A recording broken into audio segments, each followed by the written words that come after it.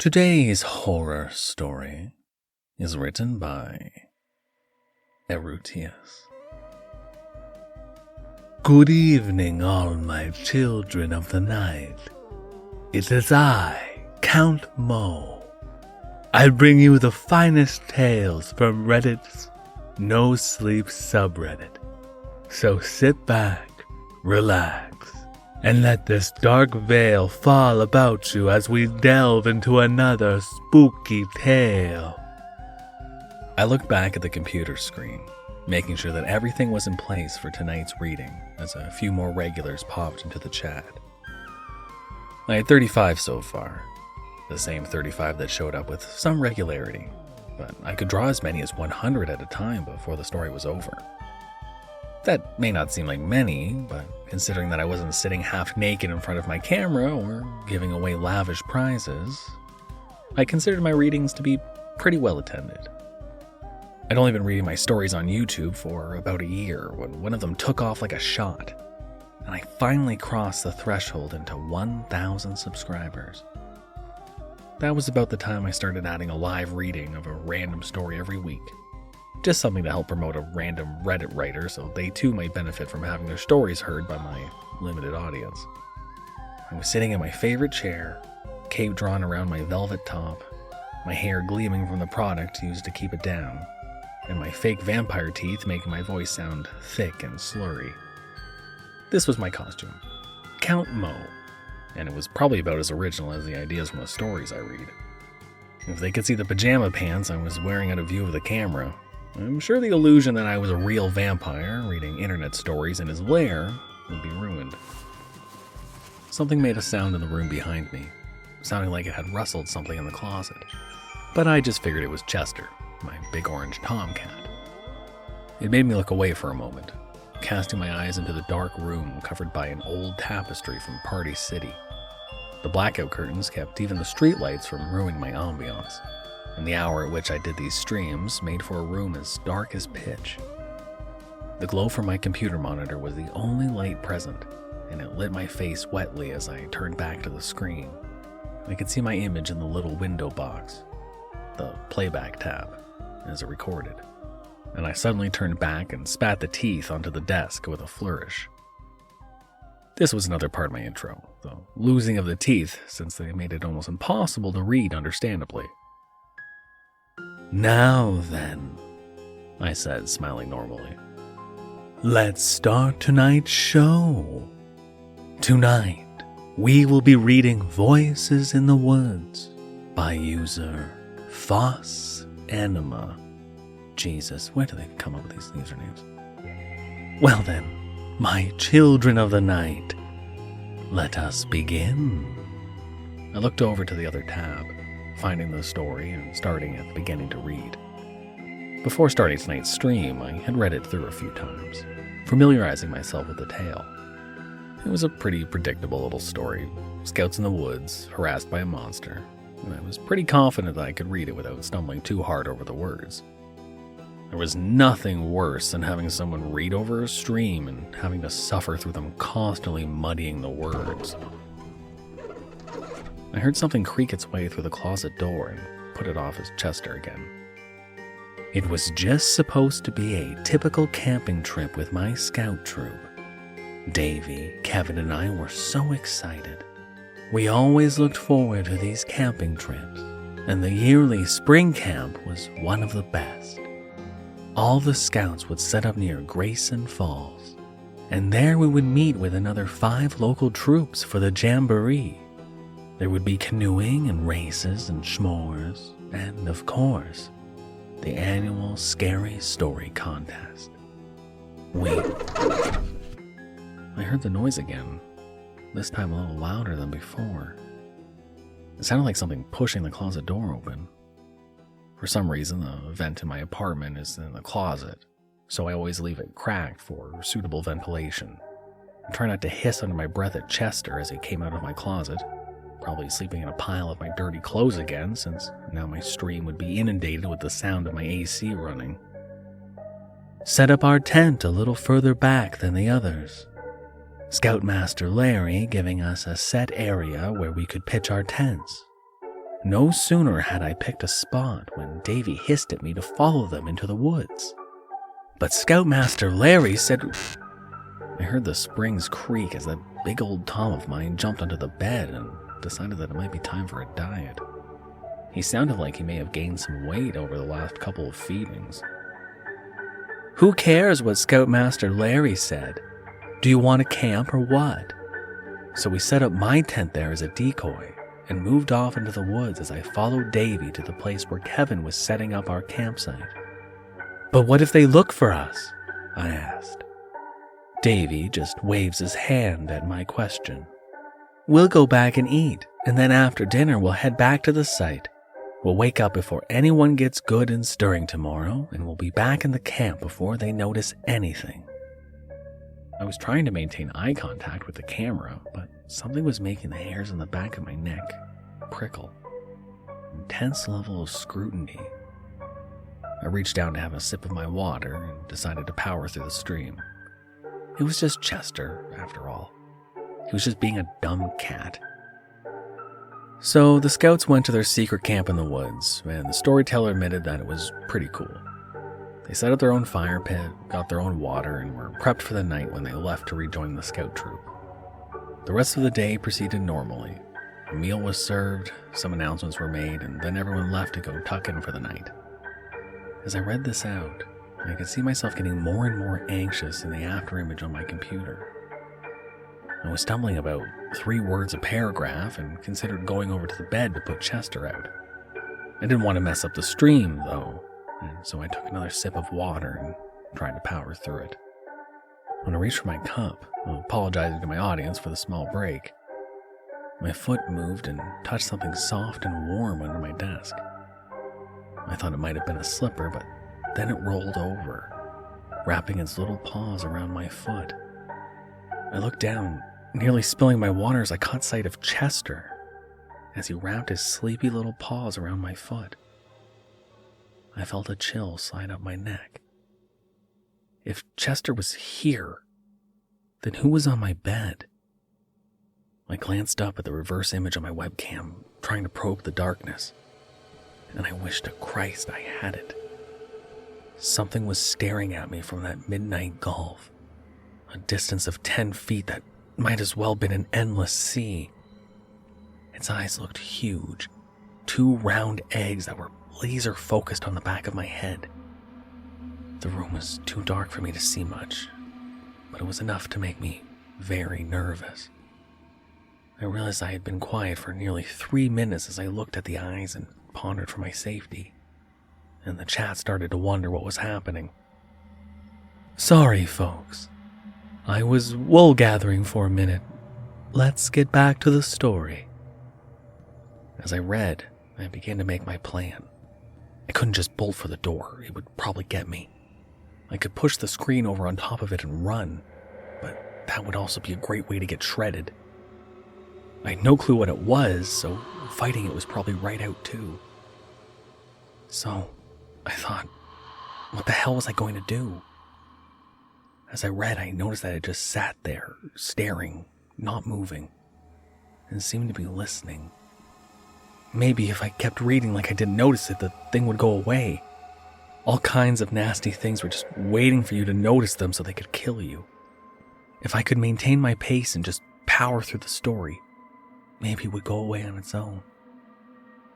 I told them about how the children had descended into the woods, looking for the campsite. As we went, I began to hear something in the trees. The others could hear it too. That much was obvious, but they were pretending they couldn't. We could all hear the sounds of animals as they moved about us, bear and deer and raccoon and bird. Many of the birds didn't even appear at night, but their voices were raised in a chorus as they vied for our attention. When we reached the tent, we all went straight in, not daring to even sit by the fire we had built to use that night. I heard the springs creak as it moved atop the bed. Was it getting closer? Was it leaving? I looked at the monitor, struggling to keep reading, as I saw those eyes coming towards the edge of the bed, the edge closest to the computer. I gulped. It was coming closer. Suddenly, we were awakened from sleep by the familiar sounds of voices. I heard it as it jumped onto the floor beside my bed. They were familiar voices. Campers and scoutmasters they knew could be heard in the wood. They were looking for them, searching for them, trying to find them as their voices clattered through the darkness. Davy opened the tent, looking out into the darkness, but Kevin seemed scared as the voices grew closer and closer. Maybe we should just go to them, guys. They're going to be mad if they find our tent out here. We can say we were just out here going to use the bathroom. The carpet made an almost angry sound as the creature's feet dug into it, and I heard my stutter becoming more pronounced as fear washed over me. It was coming closer. I could smell it. It smelled like blood. Davy turned. Are you crazy? We might be right where we are. They'll never find us. But Kevin didn't seem so sure. And as we stood in the tent flap, Kevin finally bolted, running to the woods, yelling that he was sorry for making them look for him. His yells were cut off suddenly, very suddenly, and Davy and I just stood there as we looked out into the woods. It was taller than I thought it would be. I was picturing something the size of Chester, but this thing was almost as tall as I was sitting. I could still only see those eyes as it moved towards me, but as I came closer to the monitor, I could see more. Its face was skeletal, its eyes looking like Halloween props shoved into a bleached dog's skull. Its jaws clacked a little as it walked, and though it was too far to my left to be seen by the reverse camera, I could see it just fine in my peripheral. I could see it too well, in fact. Davy and I stood, looking out into the woods. The voices were still there, still calling, but now Kevin's voice had joined them. I was yelling, almost screaming as the thing's wet breath puffed against my ear. I didn't dare stop. I didn't dare look at the live chat to see what anyone made of this weird little performance. I just read the story, wondering if the story had become a ticking clock for my own life. I had hoped it would leave, but what if it didn't? Davy, I said, the other boy turning to look at me. If they're out there looking for us, why don't they have flashlights? Davy contemplated this, and it seemed to scare him just as much as it did me. I shuddered, closing my eyes as I felt a puff of air on my cheek. The smell was acrid, like sulfur, and I felt my teeth clacking together as I tried to retain the threads of my story. I couldn't stop now. I couldn't let it end this way. What would people think when I suddenly got mauled to death by this thing? That's when it hit me. There would be some record of this. I was still recording. The red light on my camera was off. My blood ran cold. How long had it been since I stopped recording? The box would still show me the afterimage, recording or not, so I had no clue how long that camera had been off. Had I just stopped in the middle of my story? I couldn't very well check with the pestilential creature in my ear. It was, after all, my only audience now. Perhaps, I thought with a shudder, my last audience. It growled softly, and I read on, extending my life for the length of this creator's contribution. We went back inside, huddling in our tent as the voices grew closer and closer. I was yelling out of pure habit now, just trying to drown out my fear as much as the sounds its bony jaws were making. They kept calling out names as the voices came closer and closer. I could feel the tears running down my face as my fear grew in intensity. I was crying, huddled in my sleeping bag as Davy shuddered beside me. The voices growing closer and closer. Its breath was puffing in my ear, and I was shaking so hard that the words on the screen had begun to vibrate through my tears.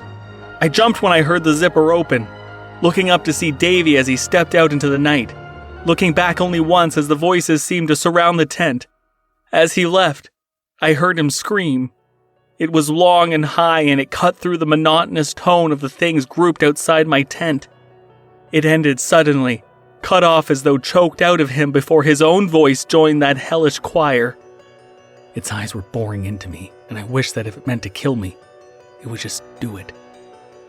I suddenly knew how the boy in the story felt, menaced by forces outside his control and his understanding. Except, he had been spared having to see his hellish pursuers. I was eye to eye with mine, as it waited for the thrilling climax before it pounced and brought about my end. Suddenly, they surrounded the tent, pushing and shoving and bending the walls with their bony hands. They pushed faces against the fabric, and I could see their terrible features as they longed for what lay within. Adults, children, animals, all of them seemed to be a little more than skeletons as they menaced me. I zipped my sleeping bag up and lay shivering at the bottom as I blocked it all out, wishing it would end quickly. I was nearly screaming now, snot running down my face as tears flowed down my cheeks and rivulets, making my white vampire makeup run. Suddenly, I could feel them around me, surrounding my sleeping bag, pushing me against the fabric as I screamed and shivered in my bag. I heard the spidery sound of the zipper coming down. The creature opened its jaw, its sulfur breath puffing against my cheek. The sound of monotonous voices calling me in their unchanging tone. I heard a growl begin in its throat. It sank its face into the mouth of my sleeping bag, and I saw its bony face as it looked in at me. Its body tenses, its two long legs holding up a body I now see as the size of a large dog. I had glanced now, and saw that it was like a rotten Doberman on somehow comical paper streamer legs. They were segmented and jointed oddly, like a Tim Burton nightmare creature. As I looked at it, breaking the cardinal rule, it growled hugely, sounding like a dog with a foghorn stuck in its throat. I screamed then, eyes wide as it reeled back on those ridiculous legs and lunged at me, its mouth full of sharp, bony teeth coming straight for my face. Then, suddenly, the lights came on. I blinked, eyes watering as I was momentarily blinded. When my eyes adjusted, it was gone. Look, I know you're doing a little show in here, but could you keep it down? I've gotta work in the morning. These readings don't usually bother me, but the yelling, man, it's gotta... Are you okay? It was Reggie, my roommate. He was dressed in pajama bottoms and a sleeveless tee, and he suddenly looked like the most extraordinary person in the world to me. He must have thought I was yelling for dramatic effect and come to tell me off. One look at my tear-stained face and double snot runners, though, and he probably thought I was crazy. I wiped my face, telling him it was okay now, and I must have dozed off and been having a nightmare. He told me it was cool and left to go back to bed, jumping a little as I screamed when he tried to turn off the lights. That was 2 weeks ago now. I haven't turned the lights off in that room since. Whether I'm there or not, I always keep the lights on. I don't go out after dark anymore either, even with a flashlight. I looked at the footage from the stream and found that it cut out just before the time the creature climbed off the bed. You can't see anything, not even the eyes. But I deleted the footage anyway. Just watching it gives me the creeps. I had to bury Chester as well. The second discovery that night was that the poor little guy had died right under my computer desk. His eyes were open, and he looked like he'd seen just about the most terrifying thing imaginable. The vet cremated him for me after saying his heart had just stopped. I put him in a shoebox and buried him outside by a big oak tree. People complain about my streams now. They say that the lights being on kills the ambiance, but I don't care. I won't sit in the dark there anymore. I don't know if it being there was a fluke or if it was attracted out by that night's story, and I don't want to find out. I know it hates the light, so the lights stay on.